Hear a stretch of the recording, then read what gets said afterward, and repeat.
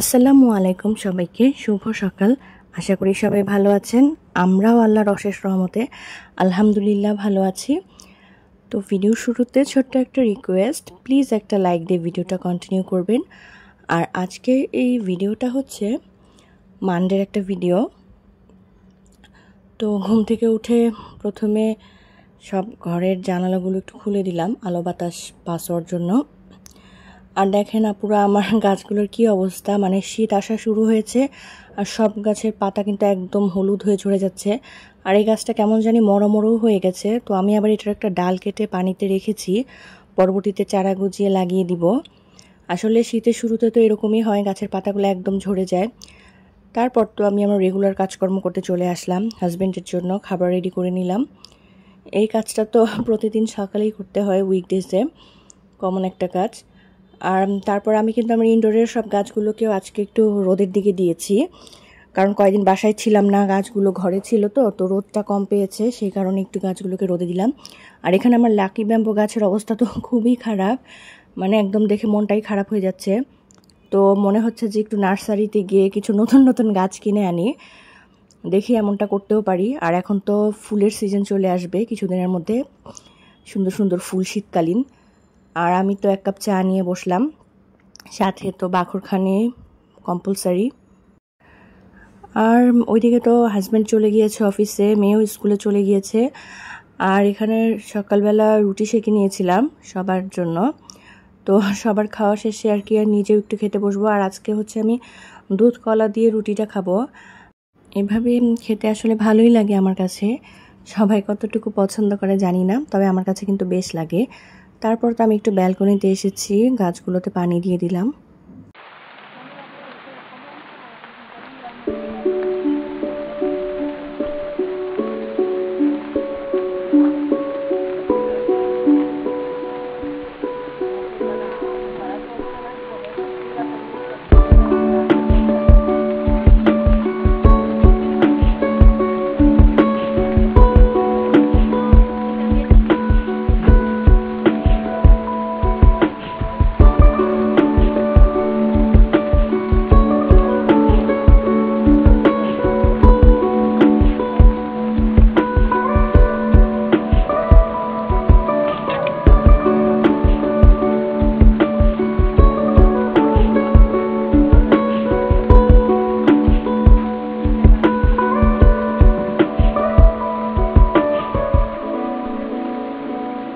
আজকে আমি আমার ঘরটাকে না একটু ক্লিন করে নিচ্ছিলাম, যেহেতু বেশ কিছুদিন বাসায় ছিলাম না।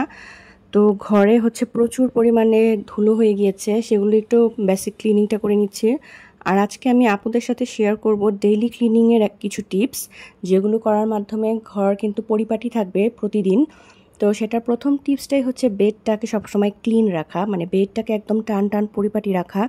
তারপর ফার্নিচারগুলোকে রেগুলার বেসিসে মুছে নেওয়া, এতে করে কিন্তু ডাস্টটা থাকে না আর দেখতে পরিপাটি লাগে। তারপর গ্লাসগুলোকে ক্লিন রাখা, যে কোনো গ্লাসই হোক সেটা, সবসময় গ্লাসগুলোতে যদি দাগ পড়ে থাকে তাহলে কিন্তু দেখতে খুব খারাপ লাগে। আর তারপর হচ্ছে যে কোনো একটা রুমে আপনি বেডরুমটা হয়তো গুছাতে গেলেন, জায়গার জিনিসটার সাথে সাথে জায়গা মতো রেখে ফেললেন, তাহলে কিন্তু রুমটা এলোমেলো লাগে না। এরপর যেটা করতে হয় সেটা হচ্ছে ডাইনিং স্পেসের কিছু ব্যাপার, যেমন ডাইনিং স্পেসটা সবসময় ক্লিন রাখার জন্য না, ডাইনিং টেবিলটা সবসময় খালি রাখাটাই ভালো। ডাইনিং টেবিলের উপরে যদি অনেক খাবার দাবারের আইটেম বা বাটি থাকে তাহলে কিন্তু দেখতে একদমই ভালো লাগে না। তো খাবার শেষে ডাইনিং স্পেসটা ক্লিন করে রাখা, আর ডাইনিং টেবিলের গ্লাস জগ এগুলো জায়গা মতো অর্গানাইজ করা। তারপর লিভিং রুমের ক্ষেত্রে যেটা হতে পারে যে সোফাটাকে আপনি প্রতিদিন ক্লিন করে নিলেন, কার্পেট থাকলে কার্পেটটাকে ক্লিন করে নিলেন। তো এগুলোই আর কি। আর তার উপর আরও কিছু আছে, যেমন হচ্ছে আপনি কাপড়গুলোকে যেগুলো লন্ড্রিতে দেওয়ার, সেগুলো আপনি আলাদা একটা বাস্কেটে রাখলেন। তারপর যেগুলো কাপড় আমরা সাধারণত রেগুলার ভাঁজ করি না, ওগুলো একটা আলাদা বাস্কেটে রাখা, যে আমি সময় মতো ভাঁজ করে নিব তার আগে একটা বাস্কেটে রেখে দিলাম, এতে কিন্তু ঘরটা পরিপাটি লাগে। তারপর অনেক সময় আমরা বই খাতা কাগজ মানে অর্নামেন্টস হেয়ার ক্লিপস এগুলো জায়গায় জায়গায় না রেখে সবগুলোকে আসলে যে কোনো একটা বক্সের মধ্যে বা বই খাতাগুলো ব্যবহার করার পর সাথে সাথে টেবিলটাকে গুছিয়ে ফেলা, এরকম করলে কিন্তু দেখবেন ঘর বাড়ি এলোমেলো লাগে না দেখতে। আর কিচেনের ক্ষেত্রে যেটা হয় যে কিচেনটা রান্না করার সাথে সাথে স্পেসটাকে আমরা ক্লিন করে নিব, বা একটা কাপড় দিয়ে ভেজা কাপড় দিয়ে সাথে সাথে রান্নার পর মুছে নিলে কিন্তু তেল ঝোলের দাগটা লেগে থাকে না। তারপর থালা বাসনগুলো ধোয়া শেষ হয়ে গেলে অবশ্যই জায়গা মতো স্টোর করে নিতে হবে। আর সিঙ্কটা সবসময় ক্লিন রাখা, যে সিঙ্কটা যেন নোংরা হয়ে না থাকে, তাহলে কিন্তু কিচেনটা মোটামুটি পরিপাটি হয়, মানে ডেইলি বেসিসে আর কি। তারপর আপনি যখন ওয়াশরুমটা ইউজ করবেন, আপনার শাওয়ার শেষে ওয়াশরুমের ফ্লোরটাকেও যদি একটুখানি ঘষা দেওয়া হয়, তাহলে কিন্তু রেগুলার বেসিসে ঘষলে ওই শ্যাওলার মতন ভাবটা আর ওয়াশরুমে হয় না। তো এগুলোই মোটামুটি আর কি ডেইলি ক্লিনিংয়ের টিপস। ডেইলি ক্লিনিং ছাড়াও তো আমরা সাধারণত দেখা যায় উইকলি ক্লিনিং অথবা মান্থলি ক্লিনিং বা এ ধরনের ক্লিনিংগুলো করে থাকি। তবে ডেইলি বেসিসে এই ছোটো ছোটো কাজগুলো করলে না আপনার ঘরটা কিন্তু আসলে অনেকটাই গোছানো থাকে। তো আমি কিন্তু কথা বলতে বলতে এদিকে মানে আমার শোপিস যেগুলো সেদিন আমার আম্মুর বাসা থেকে আর কি আম্মু দিয়েছিল, সেগুলো একটু গুছিয়ে নিয়েছি। আর যে টিস্যু হোল্ডারটা দেখলেন, এটা কিন্তু খুব ভালো লেগেছে আমার কাছে, একটা মোরগের মতন। তো আমার কাছে তো মানে খুব একটা ইউনিক লাগলো। তারপর ঘর গোছানো শেষ হয়ে গিয়েছে। আর আমি আজকে কিন্তু কোনো রান্নাবান্নার ঝামেলা করিনি, যেহেতু হচ্ছে আম্মুর বাসা থেকে এসেছিলাম, তো আম্মু অনেক খাবার দিয়ে দিয়েছে, সেই কারণেই।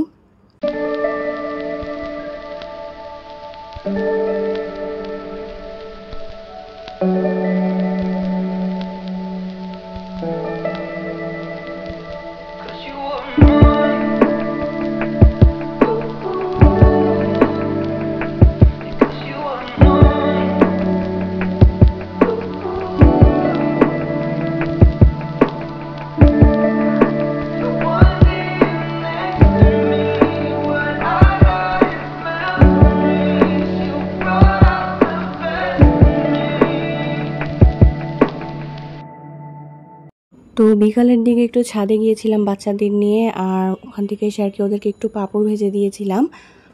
তো হাজব্যান্ড আবার অফিস থেকে আসার সময় না এই পানি ফলগুলো নিয়ে এসেছে, তার আবার এগুলো ভীষণ ফেভারেট। আর ওইদিকে তো আমার হাজব্যান্ড যে ট্যুরে গিয়েছিল ফ্রেন্ডের সাথে, তো সেখান থেকে আসার সময় আমাদের জন্য রসমালাই নিয়ে এসেছে এক বক্স। রসমালাইটা খেতে ভালোই লাগলো। আর এখানে তো পঞ্চগড়ে গিয়েছিল, তো ওখানে কাজী অ্যান্ড কাজীর যে হচ্ছে টি স্টেট, সেখানে গিয়েছিল, সেখান থেকে কিছু চায়ের পাতাও নিয়ে এসেছে। আর আজকের ব্লগটা এ পর্যন্তই। ধন্যবাদ সবাইকে।